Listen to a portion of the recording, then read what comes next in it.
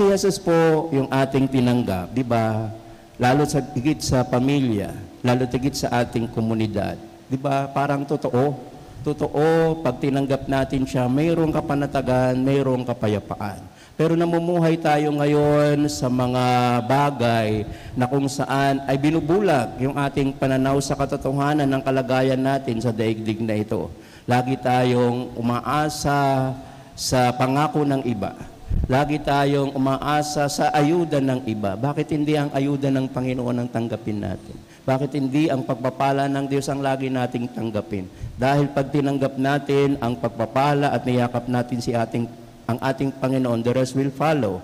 Lahat po yan ay matatanggap natin dahil sa kadakilaan at pag-ibig ng ating Panginoon. Kaya mga minamahal na kapatid, nawa sa ating pagdiriwang ng kapistahan ng mahal na poong Santo Niño, gawin natin siyang pag-asa ng ating tahanan, ng ating sambayanan. Sa